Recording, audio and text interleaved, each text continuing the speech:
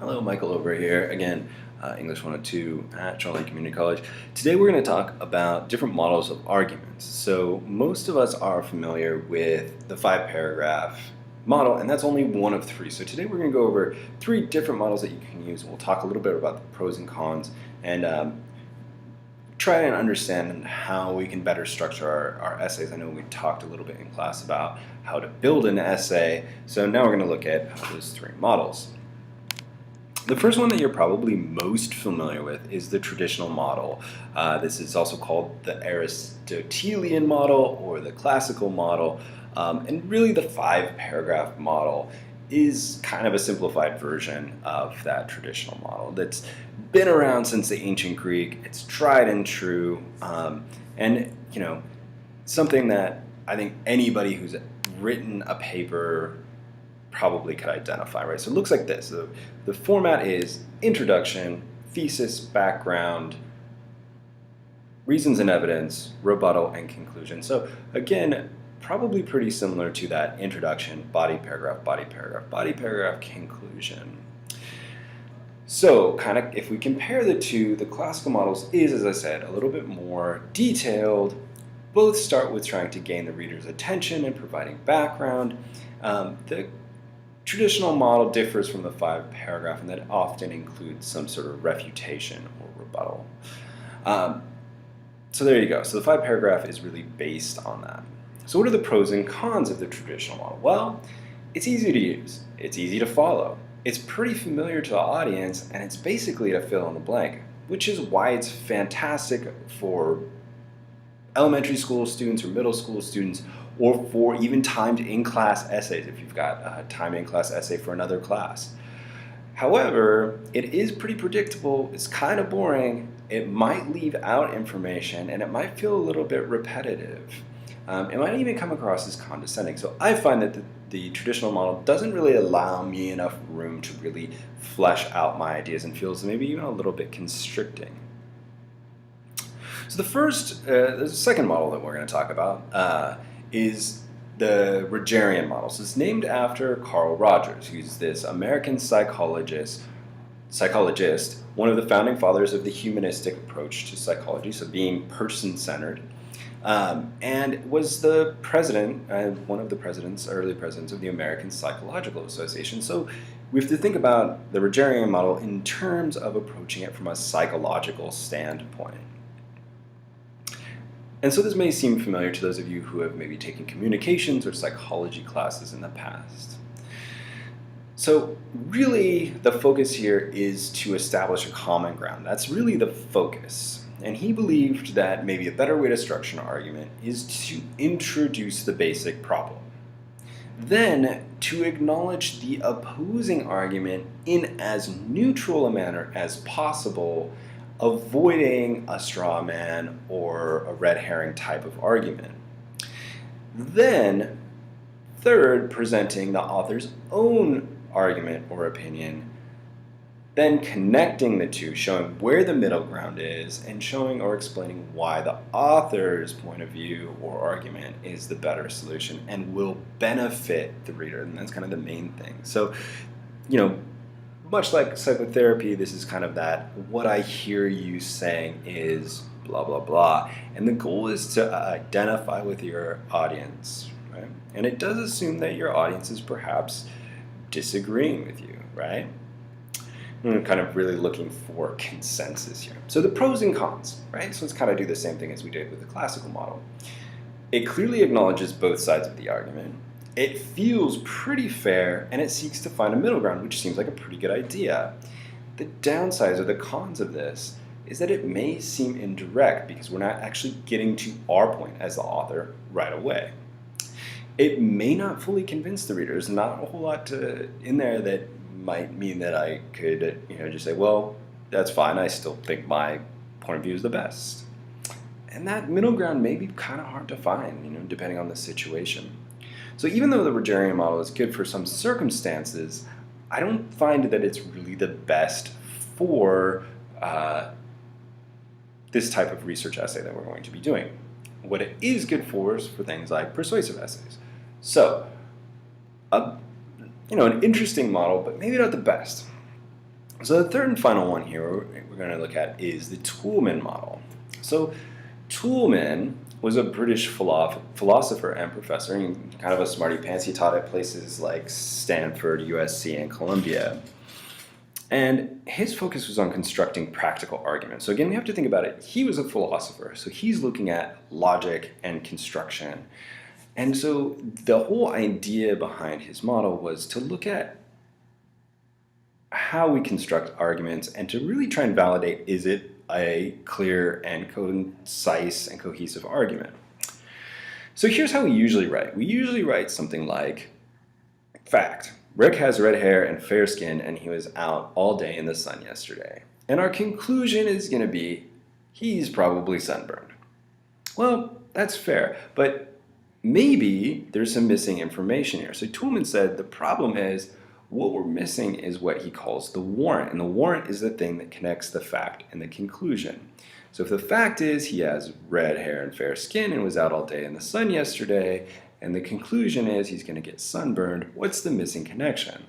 Well, the missing connection is people with red hair and fair skin often sunburn easily, which is fine. And that actually helps a little bit. We're looking at that connective tissue between the fact and the conclusion. There are some additional parts here though. Backing, right? So Toulmin said, well, what backs up my warrant? Well, why do people with red hair and fair skin sunburn more easily? They have little melanin in their skin, and melanin is the thing that prevents us from burning. The rebuttal to the conclusion that he is going to be sunburned would be, well, wait a minute, Rick's parents both have red hair and fair skin, and they don't seem to burn, right? So now we've got more of a full argument than just the simple A and B, right? The thing that I like about Toulmin is it covers more of our bases. So, some vocabulary here. The claim, much as we talked about in class with thesis statements, the goal of an argument is to prove a claim. Again, what do I want my audience to know, do, or believe? And so that claim is really the thing with what's the point, or what is the author trying to prove? So some types of claims, right? I can have a claim of fact. Something is true, right? And we can prove it based on clear evidence. So, for example, electric cars produce 53% lower emissions than gasoline-powered cars. That's just a statement of fact. I can do a claim that is a judgment, which is mostly opinion. Responsible citizens should purchase electric cars. Well, how do I judge who's responsible or what it means to be a responsible citizen? So that's a judgment. Or policy. So policy would be a certain action that should be taken or changed. So example, states should reduce vehicle registration fees for electric cars. Now, in terms of your thesis, overall, and we'll talk about thesis statements a little bit more, probably going to be closer to the third one than one of the first two, but we'll go into that more when we get to thesis statements. I don't want to get too far ahead of ourselves. So the facts are the evidence. Those are the examples. And those are really the why questions. They're the things that, or answer the why question, right? Back up that central claim. Quotes and statistics are definitely the most popular or most convenient in a research essay. And again, those strongest facts come from experts, which is why we use reliable sources and academic sources. Now, the warrant, and I really want to work on this one a little bit more, is again that connection, that connective tissue between your claim and your fact, right? So if your claim is that, hey, you should buy an electric car, and the fact is electric cars are becoming more affordable and they are more practical than gasoline-powered vehicles. Those two pieces of evidence might fall flat if there's not a connective tissue there, right? And in this case, the warrant, the connective tissue, you need a new car and you mention you want something more practical, now you've got my attention, right? So it would be, hey, you should buy a new car. You said you need a new car, and you mentioned that you want something more practical. These cars are more practical. It is different from an avalanche of facts, and we'll talk about this again more later in the quarter. That avalanche of facts is just like bombarding your audience with information without any sort of interpretation. If you think of incorporating your evidence as creating a claim, incorporating your fact and then incorporating your warrant, you're going to have a little bit more of a basis for your evidence, and it'll be that much more strong, or that much stronger, rather. Evidence can be personal anecdotes, statistics, quotes, or paraphrasing. It's rare in a research essay for you to be using your own personal anecdotes, so I would stay away from that one for the time being. If you have any specific questions, let me know. But remember that for our research essays, you're going to be working primarily on using other people's information. Okay, a word on qualifiers. It's another weird one that's kind of unique to Toulmin, maybe. A qualifier thing is a thing that limits the scope of your claim and acknowledges circumstances. So it uses words like some, most, often, possibly. Most people sort of push back against this use of qualifiers, thinking, well, that's going to make my essay that much weaker because I'm going to be saying that it's not all the time. Well, if you think about it, it's more convincing if somebody were to say, most English classes at Shoreline are great versus all are great. All means absolutely every single one in every single situation, and that is hard to prove. So in papers, I often see the need for qualifiers when people say things like, everyone knows that pollution is bad. That may or may not be true. The vast majority of people, that qualifies it, right? So again, when we think about qualifiers, it does actually strengthen things. And so take into account, what do you know? And it also has a tendency to show that you are an expert, that you know this is not true in absolutely every single circumstance.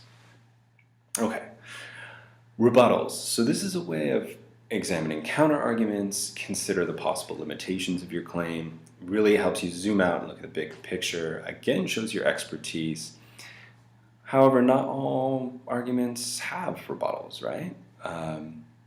For example, if I was trying to convince somebody to buy an electric car and they said, yeah, but they're really expensive, I could preempt that with a rebuttal by saying, well, electric cars are expensive initially, but really many electric car drivers end up saving money on fuel and maintenance.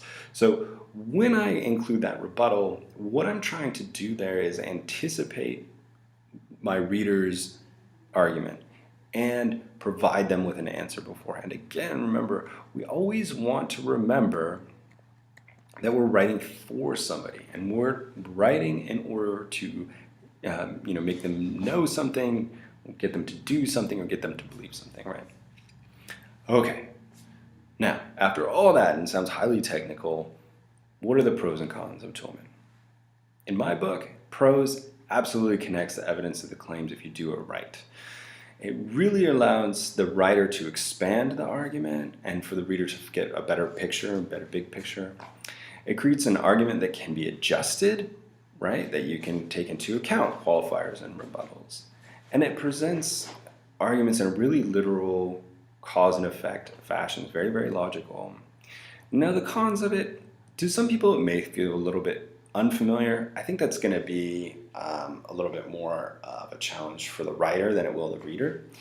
Some of your warrants may seem a little bit too obvious to readers, and some of your qualifiers, as I said, may feel like they weaken it.